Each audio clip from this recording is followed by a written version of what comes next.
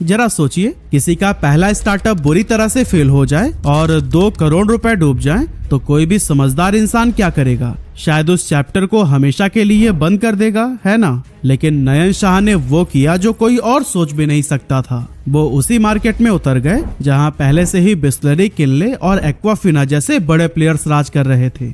नतीजा, पहले साल सिर्फ 800 बॉटल से बिकी, लेकिन आज वही क्लियर प्रीमियम वाटर 500 करोड़ की वैल्यूएशन तक पहुंच चुका है। एयरलाइंस हो, 5 स्टार होटल्स हो या फिर सड़क किनारे की दुकानें, हर जगह इसी ब्रांड की ही वाटर बॉटल्स नजर आती हैं। पर सवाल उठता है कि इतना टफ कंपटीशन होने के बावजूद ये सब हुआ कैसे? कंपनी ने ऐसी कौन सी स्ट्रैटेजीज अपनाई कि हर जगह इस ब्रांड ने अपनी पकड़ बना ली? और पैंडेमिक के दौरान ऐसा क्या गलत कदम उठाया कि कंपनी ऑलमोस्ट जीरो पर भी पहुंच चुकी थी? चलिए पूरी स्टोरी को हम डिटेल में जानते हैं।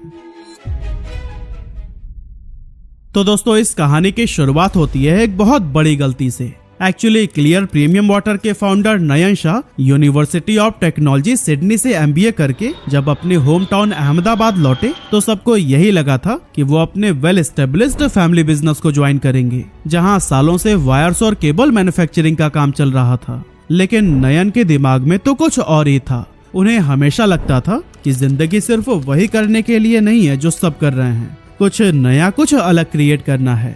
यही सोच उन्हें ले गई लाइनोमैटिक ग्राफिक इंडस्ट्रीज में, एक रेप्यूटेड कंपनी, जहां उन्होंने MBA के बाद अपनी पहली नौकरी शुरू की।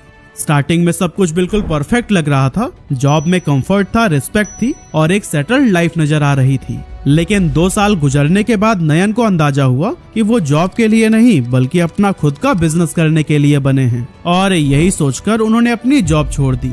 इसके बाद जब उन्होंने मार्केट को ध्यान से ऑब्जर्व किया तो एक इंटरेस्टिंग पैटर्न सामने आया। इंडिया की बेवरेज इंडस्ट्री तेजी से ग्रो कर रही थी। पेप्सिको और कोका कोला जैसे प्लेयर्स की वजह से सॉफ्ट ड्रिंक में कंपटीशन बहुत हाई था। लेकिन एक जगह अभी भी खाली थी, एनर्जी ड्रिंक्स का मार्केट। उस टाइम एनर्जी ड्रिंक्स बाहर के देशों में तो खूब बिकती थी, लेकिन ये कल्चर इंडिया में उतना पॉपुलर नहीं हुआ था और इसीलिए कंपटीशन भी काफी कम था। ऐसे में नयन को लगा कि ये उनके लिए एक गोल्डन अपॉर्चुनिटी है, क्योंकि अभी अगर वो इस सेगमेंट में एंटर कर गए तो फ्यूचर में बड़ी ग्रोथ हासिल हो सकती है। यही सोचकर उन्होंने 2005 में अपने एक्स बॉस के साथ मिलकर करीब 2 करोड़ रुपए लगाए और एनर्जी बेवरेजेस प्राइवेट लिमिटेड नाम से एक कंपनी बनाई। इसके बाद उन्होंने लॉन्च की अपनी पहली एनर्जी ड्रिंक, जिसका नाम रखा गया करंट। और हाँ, इंटरेस्टिंग बात यह थी कि एनर्जी ड्रिंक सेगमेंट में कदम रखने वाली ये इंडिया की पहली कंपनी बन गई। इस प्रोडक्ट की स्ट्रैटेजी नयन ने बहुत सोच समझकर बनाई थी, जैसे कि फॉर्मुलेशन जर्मनी से कराया गया ताकि क्वालिटी इंटरनेशनल लेवल की हो और मैन्युफैक्चरिंग मलेशिया में हुई थी। नयन चाहते थे कि उनका प्रोडक्ट एकदम प्रीमियम फील दे। इस तरह से शुरुआत शानदार रही। मार्केट में एनर्जी ड्रिंक का कॉन्सेप्ट नया था, इसीलिए करंट ने काफी हाइप भी क्रिएट किया और जल्दी इसने एक अलग आइडेंटिटी बना ली। इसका असर ये हुआ कि 2007 तक कंपनी का एनुअल बिजनेस 3.2 करोड़ रुपए रहा, जो किसी भी नए एंटरप्रेन्योर के लिए एक बड़ी अचीवमेंट थी। नयन को लग रहा था कि अब उनकी मेहनत रंग ला रही है, क्योंकि प्रॉफिट था और मार्केट में उनके प्रोडक्ट की डिमांड भी काफी तेजी से बढ़ रही थी। लेकिन दोस्तों, बिजनेस की दुनिया अनप्रेडिक्टेबल होती है, कब ट्रेंड बदल जाए पता ही नहीं चलता, और करंट के साथ भी कुछ ऐसा ही हुआ।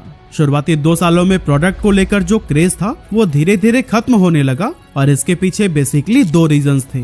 पहली वजह ये थी कि करंट को लोग रोजमर्रा की जरूरत वाला प्रोडक्ट नहीं मानते थे, बल्कि ये एक लाइफस्टाइल प्रोडक्ट बनकर रह गया था। और लाइफस्टाइल प्रोडक्ट्स की प्रॉब्लम यही होती है कि लोग इन्हें कभी कभी खरीदते हैं, रोज नहीं। इसीलिए करंट के पास रिपीटेड कस्टमर्स बहुत कम थे।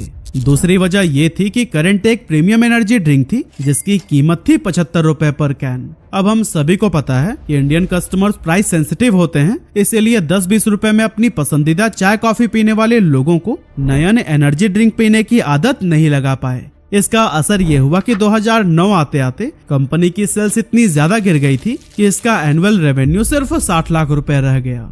ऊपर से अब उन्हें रेडबुल जैसे ग्लोबल जायंट से भी टक्कर मिलने लगी थी, इसीलिए उन्होंने इस वॉर में शामिल होने से बेहतर क्विट करना ही समझा। पर दोस्तों, सवाल ये था कि अब आगे क्या करें। इसके लिए नयन के सामने 2 रास्ते थे कि या तो वो फिर से कॉर्पोरेट जॉब ज्वाइन करके सिक्योर हो जाएं, या फिर रिस्क लेकर नई अपॉर्चुनिटी की तलाश करें, जिसमें से नयन ने दोबारा रिस्क लेने को ही चुना। लेकिन इस बार एनर्जी ड्रिंक की जगह उन्होंने पानी बेचने का मन बनाया। पर सवाल था कि पानी ही क्यों? एक्चुअली इसका जवाब उनके पुराने बिजनेस फेलियर से ही मिलता है। असल में करंट एक एसेंशियल प्रोडक्ट नहीं था, इसीलिए इसके रिटर्निंग कस्टमर्स न के बराबर थे। इसी से ही सबक लेकर नयन इस बार एक ऐसा प्रोडक्ट चाहते थे जिसकी जरूरत अमीर या गरीब हर किसी को हो, और ऐसे में पानी से अच्छा भला क्या ही हो सकता था। नयन ने अपने पुराने बिजनेस में रहते हुए ये ऑब्जर्वेशन कर ली थी कि हर इवेंट में, हर रेस्टोरेंट में, हर कॉर्पोरेट मीटिंग में एक चीज कॉमन है, पैकेज ड्रिंकिंग वाटर, जिसकी डिमांड में कभी भी कोई कमी नहीं आने वाली थी।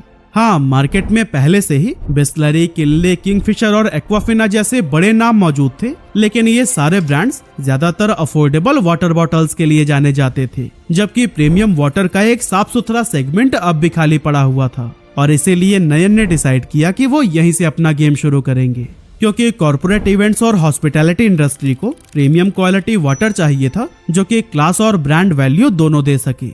इस तरह से फरवरी 2010 में नयन ने क्लियर पानी नाम से अपना नया वेंचर लॉन्च किया, जो कि एनर्जी बेवरेजेस प्राइवेट लिमिटेड के अंडर ही रजिस्टर्ड हुआ था। नयन ने इस बार सोचा कि शुरुआत में ज्यादा रिस्क ना लिया जाए, इसीलिए उन्होंने खुद मैन्युफैक्चरिंग प्लांट लगाने की बजाय काम को आउटसोर्सिंग मॉडल पर शुरू किया। शुरुआती दौर में मुंबई, पुणे और जयपुर में मौजूद मैन्युफैक्चरिंग यूनिट्स के साथ में टाई अप किया गया, जहां उन यूनिट्स का काम था पानी को फिल्टर करना, प्योरीफाई करना और क्लियर पानी के ब्रांड नेम से बॉटल में पैक कर देना। लेकिन दोस्तों, शुरुआत इतनी आसान नहीं थी, क्योंकि मार्केट में पहले से ही बड़े बड़े प्लेयर्स मौजूद थे। इसीलिए नयन ने सोचा कि आखिर ऐसा क्या करें कि इस भीड़ में शामिल होने की जगह उनकी एक अलग आइडेंटिटी बन जाए। जब उन्होंने ध्यान दिया तो पाया कि ज्यादातर कॉम्पिटिटर्स की बॉटल सिलेंड्रिकल थी, जिस पर प्लास्टिक स्लिप्स लगा होता था। ऐसे में नयन ने सोचा कि क्यों ना एक ऐसी पैकेजिंग बनाई जाए जो टेबल पर रखो तो अलग दिखे, हाथ में पकड़ो तो प्रीमियम लगे, और इससे ब्रांड रिकॉल ऑटोमेटिक बन जाए, क्योंकि कई बार बिजनेस में प्रोडक्ट उतना नहीं बिकता जितनी पैकेजिंग बिकती है। इस तरह से काफी सोचने समझने के बाद उन्होंने अपने प्रोडक्ट के लिए स्क्वायर से बॉटल डिजाइन किया, जिस पर राउंड नहीं बल्कि बोल्ड वर्टिकल लेबल लगा हुआ था। अब सवाल ये था कि मार्केट में एंट्री कैसे की जाए, क्योंकि अगर क्लियर पानी सीधा रिटेल मार्केट में उतरता तो फिर भीड़ में खो जाने का रिस्क था। इस प्रॉब्लम से निपटने के लिए नयन ने एक स्मार्ट स्ट्रैटेजी बनाई कि वो टॉप टू बॉटम अप्रोच करेंगे, मतलब पहले प्रीमियम सेगमेंट को कैप्चर करेंगे और फिर धीरे धीरे मास मार्केट में पहुंचेंगे। इसके लिए सबसे पहले उन्होंने गुजरात के फेमस होटल चेन्स में से एक द ग्रैंड भगवती को टारगेट किया। बेसिकली ये होटल अपने लग्जरी और हाई क्लास क्लाइंट्स के लिए जाना जाता था।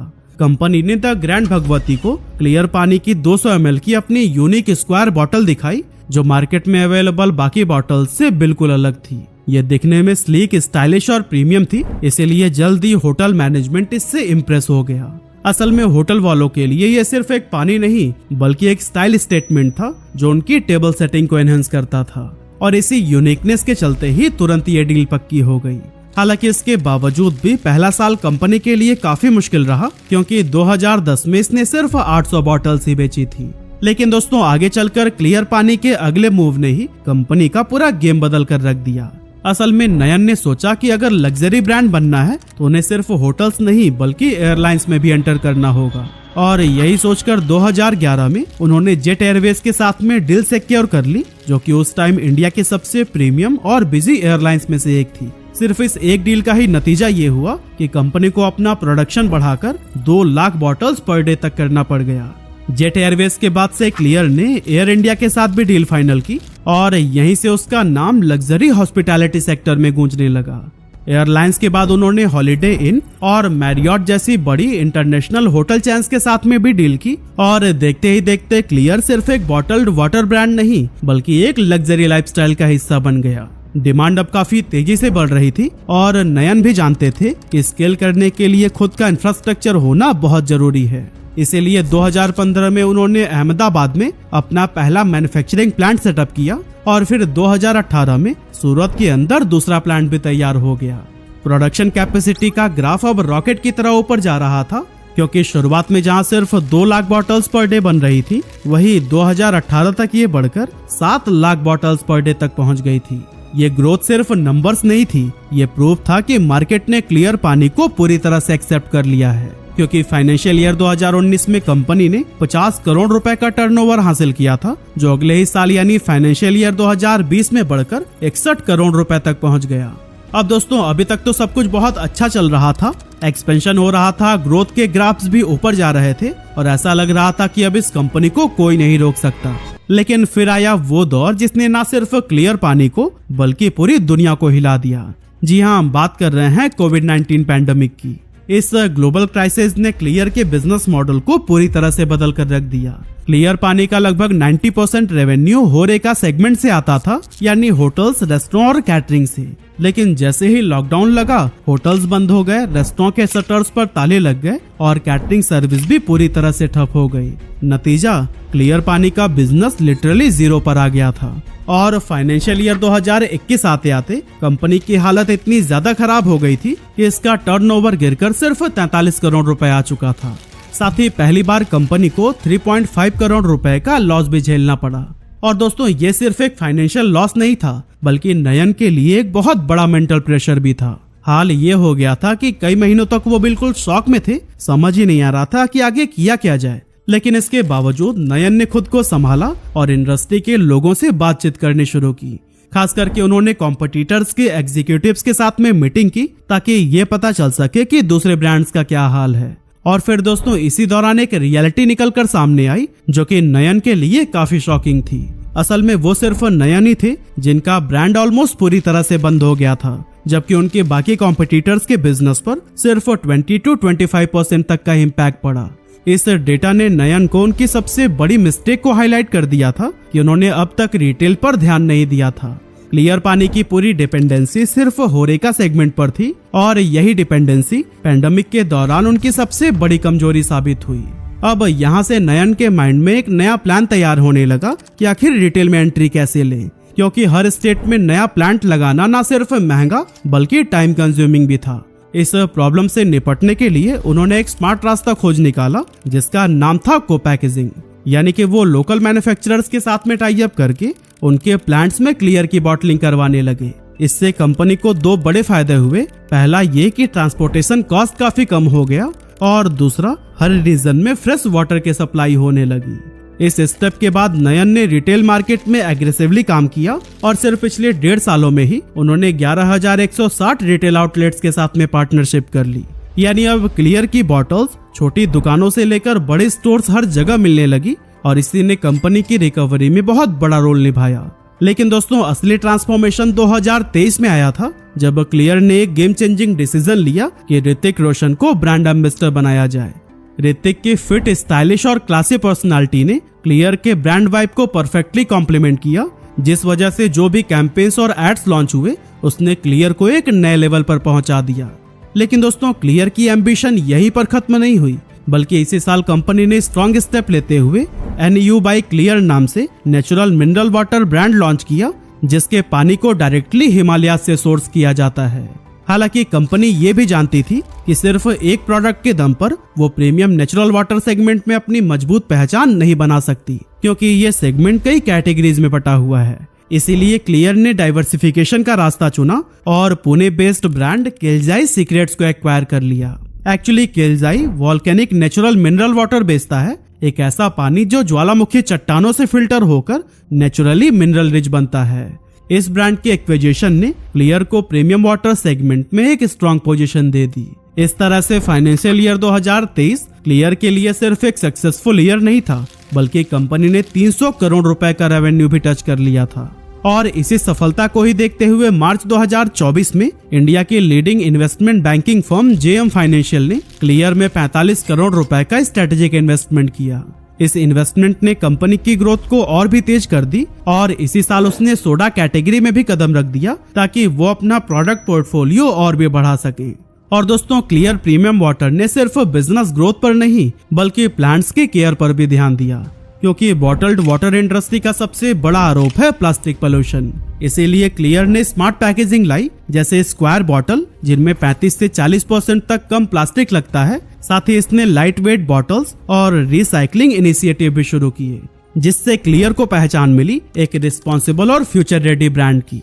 लेकिन अब अगर बात करें एक्सपेंशन की, तो आज क्लियर के पास 45 मैन्युफैक्चरिंग यूनिट्स हैं और ये रुकने वालों में से नहीं है, बल्कि इस साल के एंड तक इसे बढ़ाकर 55 यूनिट्स करने का प्लान है। इसका सीधा असर प्रोडक्शन पर भी दिखेगा, क्योंकि अभी जहां daily production capacity 50 lakh bottles की है, वहीं एक्सपेंशन के बाद ये बढ़कर 75 लाख बॉटल्स की हो जाएगी। इस तरह से दोस्तों क्लियर प्रीमियम वाटर की कहानी हमें सिखाती है कि सक्सेस हमेशा किसी हाईटेक इन्वेंशन से ही नहीं आती। कभी कभी सबसे सिंपल चीज जैसे पानी भी करोड़ों का बिजनेस एम्पायर खड़ा कर सकती है, अगर आप सही स्ट्रैटेजी, सही ब्रांडिंग और सही विजन लेकर चलते हो तो।